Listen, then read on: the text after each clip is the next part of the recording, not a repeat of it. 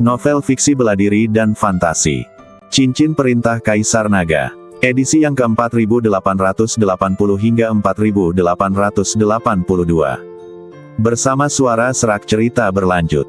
Di tempat yang tak berarti ini, masih dalam keadaan yang tidak mementingkan diri sendiri. Tisak tahu kapan formasi besar langit dan bumi ini bisa dihancurkan. Lin Chong, Taois Wuji, 5 penguasa domain, Nan Batian, Lin Chufeng, Shen Zian, Musa, dan lainnya melindungi hukum. Pada saat ini dari langit negeri Wuwang, gelombang aura mengerikan datang dengan cepat. Merasakan aura yang begitu menakutkan itu, wajah semua orang menjadi sangat serius. Hanya dalam waktu yang sekejap, Wen Nansing dan orang sektor Huofen telah tiba di depan Lin Chong dan kelompoknya. Wen Nansing mengangkat kepalanya dan menatap ke arah para prajurit yang tidak mementingkan diri sendiri dalam formasi besar langit dan bumi, matanya dipenuhi dengan niat menghabisi yang dingin. Bertanya kepada Wen Nansing, apa yang kamu lakukan di sini? Ketika Lin Chong melihat bahwa itu adalah seseorang dari suku Huofen, kekuatan nomor 1 di alam surgawi telah tiba, membuat Lin Chong menjadi semakin panik.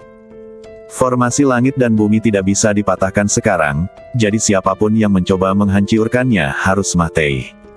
Wen Nansing berkata dengan dingin. Lin Chong tak berkata apa-apa, hanya melirik ke arah Taois Wuji. Pendeta Tao Wuji mengabaikan senjata pengocoknya sambil mengangguk. Bunuh! Lin Chong bergerak dengan marah dan bergegas keluar terlebih dahulu. Dalam sekejap orang-orang yang dibawanya mengikuti. Tak ada omong kosong lagi yang tak perlu, dalam sekejap langit dan bumi berubah warna. Dan segala macam mantara sihir berterbangan. Wen Nansing tidak mengambil tindakan apapun, tetapi menatap Sentian. Saat Wen Nansing dengan ringan mengarahkan jarinya ke arah Sentian, hembusan udara langsung mengarah ke Sentian. Lindungi Tuan Shen. Melihat ini, Lin Chong berteriak dengan marah. Tetapi saat ini, semua orang terjerat oleh orang-orang dari Sekte Huofen Api dan tidak punya waktu luang. Selain itu, tidak semua orang bisa menahan serangan Wen Nansing. Mampu menjadi kekuatan nomor 1 di dunia surga dan manusia, kekuatan Wen Nansing sangat mengerikan. Dia telah mencapai puncak alam transformasi keabadian dan dapat naik ke alam surgawi kapan saja. Tepat ketika hembusan aura itu mencapai Sentian, Sentian tampaknya tidak menyadarinya, dengan matanya yang masih sedikit terpejam, tenggelam dalam formasi besar langit dan bumi.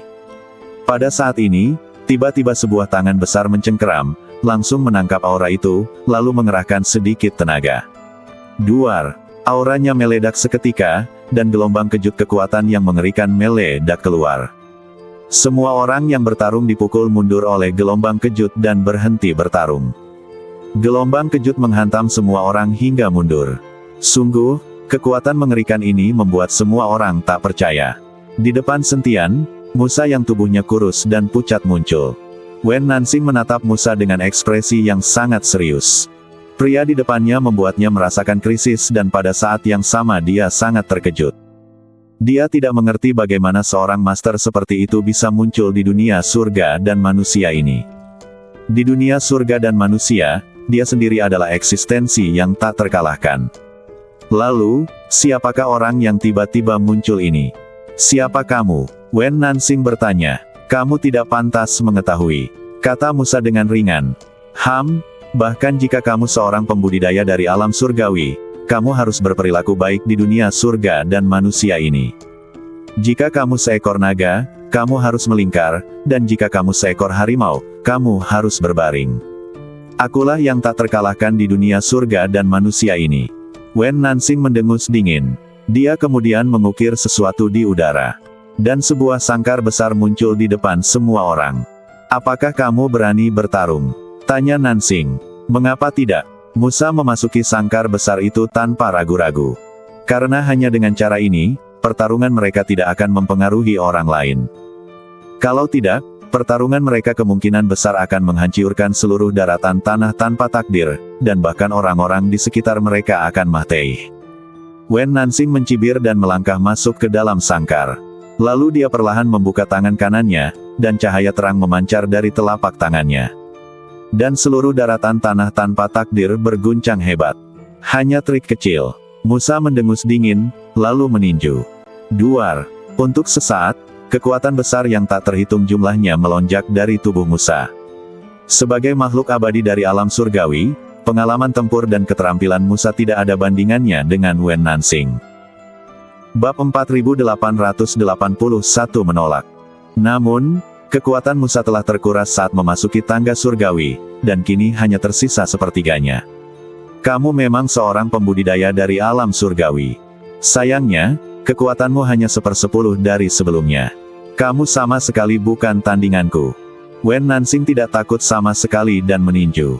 Tabrakan kekuatan dua orang membuat semua orang merasakan tekanan yang mengerikan.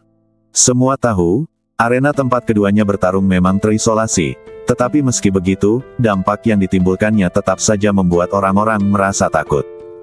Bahkan Nan Batian, Li Chunfeng dan para pembudidaya alam surgawi lainnya tidak dapat menahan ekspresi serius saat menyaksikan pertempuran di hadapan mereka.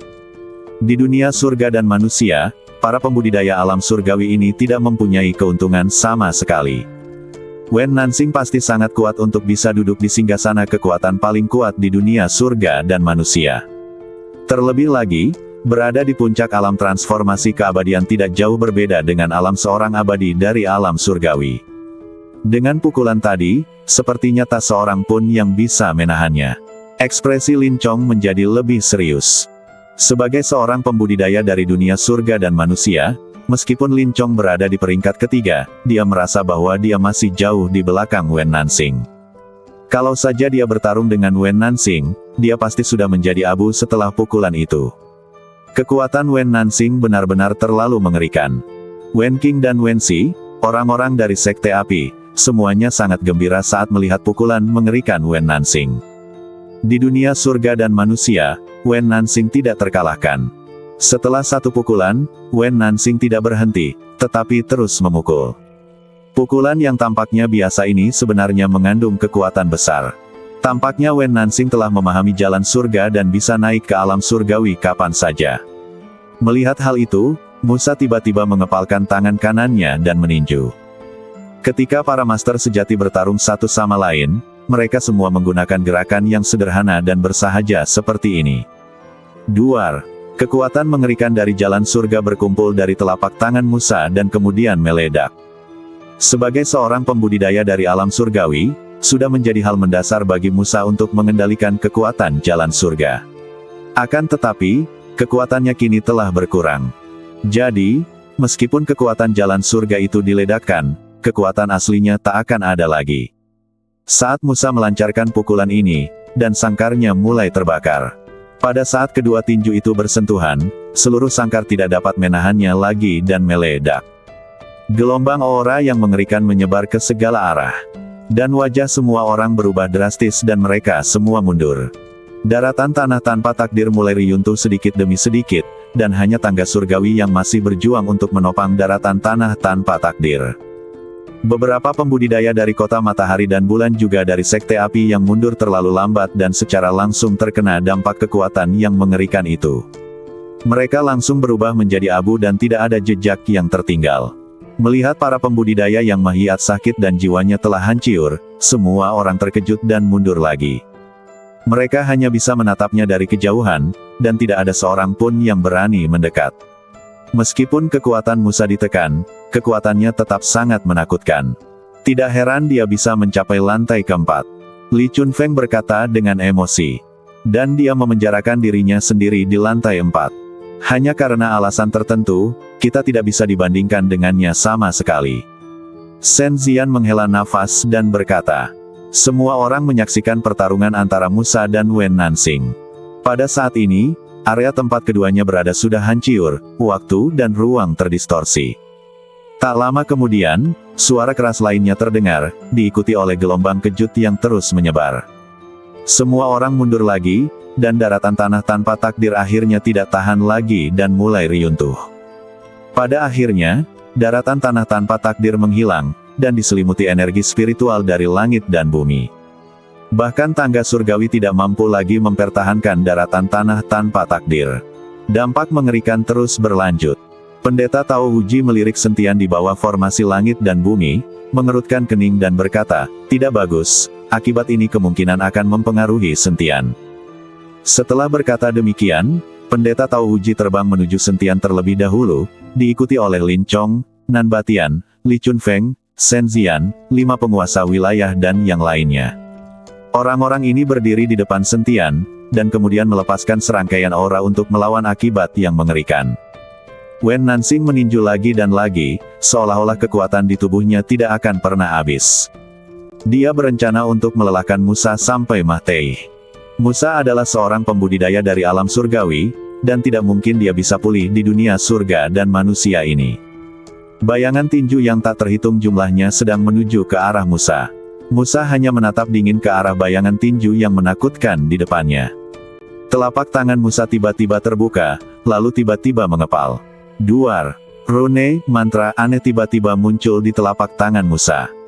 Saat rune di telapak tangan Musa mulai mengalir, ribuan suara tiba-tiba terdengar di langit di atas daratan tanah tanpa takdir.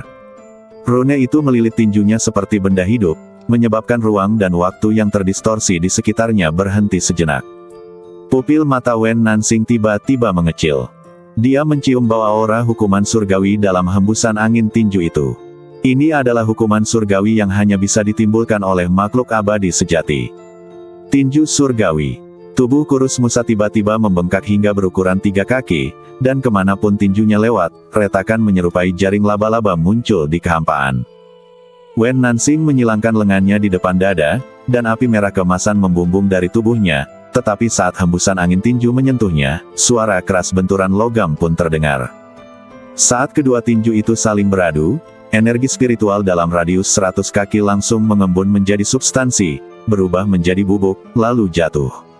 Retakan. Suara patah tulang lengan kanan Wen Nansing terdengar jelas. Dia terhuyung mundur 7 langkah, dan setiap langkah meninggalkan jejak kaki hangus di udara. Musa memanfaatkan kemenangan itu dan mengejar ke arah Wen Nansing. Dia membuat gerakan dengan tangan kirinya dan 9 guntur tiba-tiba jatuh dari langit di atas kepalanya, berubah menjadi rantai yang melilit anggota tubuh Wen Nansing. Kesengsaraan penjara guntur. Jenggot putih Musa berkibar, dan air mata darah tiba-tiba mengalir dari mata kirinya. Hari ini, aku akan menggunakan 30% dari budidayaku untuk membunuhmu, seorang abadi palsu. Wen Nansing melolong panjang ke arah langit, dan totem sekte api di belakangnya tiba-tiba muncul dari kehampaan. Itu adalah bayangan seekor burung pipit hitam yang terlahir kembali dari api. Burung hitam itu mengembangkan sayapnya, menutupi langit dan matahari, dan setiap bulunya terbakar dengan api dunia bawah berwarna biru tua, yang melelehkan semua rantai guntur. Musa mengerang, buih darah mengalir dari sudut mulutnya, dan tanda-tanda di sekitar tubuhnya berkedip-kedip. Hukum dunia surga dan manusia tidak mengakui hukum alam surgawimu. Wen Nansing menyeringai dan merobek dadanya, menghancurkan hatinya. Kemudian, energi darah yang dahsyat berubah menjadi naga darah dan meraung. Teknik api surgawi. Bencana guntur Musa bagaikan salju yang bertemu matahari di hadapan naga darah, mencair dalam sekejap. Dia terhuyung, menyaksikan naga darah itu menyerbu ke arahnya dengan kekuatan pemusnahan. Saat naga darah menembus dada Musa, sisa kekuatan keabadian yang terpendam dalam tubuhnya akhirnya meletus. Benang kekuatan keabadian itu berubah menjadi bilah hijau sepanjang 3 kaki, menembus tubuh Musa dari belakang, dan benar-benar memotong naga darah itu menjadi 2 bagian. Wen Nansing menatap kosong ke dadanya yang kosong, di mana separuh ujung pedang berdarah tertancap. Apakah ini niat pedang hukuman surgawi? Wen Nansing tiba-tiba merasakan darah keemasan mengalir keluar dari 7 lubangnya. Dia dengan panik mengerahkan seluruh kekuatan spiritualnya untuk memperbaiki tubuhnya, tetapi menemukan bahwa kekuatan pedang di lukanya telah melahap vitalitasnya. Tidak mungkin. Kamu hanya punya. Musa terhuyung ke tanah, dan tulang-tulang putihnya terlihat di mana niat pedang menghilang di belakangnya. Dunia tiba-tiba menjadi sunyi. Wen Nansing berdiri diam dengan gemetar, luka pedang di dadanya sembuh dengan kecepatan yang terlihat oleh mata telanjang. Dia menunduk menatap api merah keemasan yang telah mengembun kembali di telapak tangannya, dan tiba-tiba tertawa terbahak-bahak, ternyata kamu sudah lama menguras energimu. Hari ini aku akan mengekstrak tulang abadi milikmu dan memurnikannya menjadi senjata suci. Aura Musa tidak lagi terdengar, dan Li Chunfeng beserta yang lainnya berusaha sekuat tenaga untuk melawan akibat ledakannya. Di hadapan Wen Nansing yang berada di puncak alam transformasi keabadian, semua perlawanan adalah sia-sia. Bahkan jika Lin Chong dan yang lainnya bergabung, tetap saja tidak ada gunanya. Duar. Tiba-tiba, langit dan bumi mulai bergetar, dan kemudian dalam formasi besar langit dan bumi, cahaya keemasan menyelimuti Sentian. Sentian tiba-tiba membuka matanya menunjukkan tekad dan keseriusan. Formasi besar langit dan bumi ini, pusat formasinya sebenarnya ada di sini. Setelah Sentian selesai berbicara, dia tiba-tiba memegang pedang pembunuh naga di tangannya, lalu tubuhnya melesat keluar. Dalam sekejap, sosok Sentian menghilang, lenyap sepenuhnya dalam formasi besar langit dan bumi. Namun dalam sekejap, disertai suara gemuruh, formasi besar langit dan bumi itu mulai reruntuh dengan kecepatan yang terlihat oleh mata telanjang.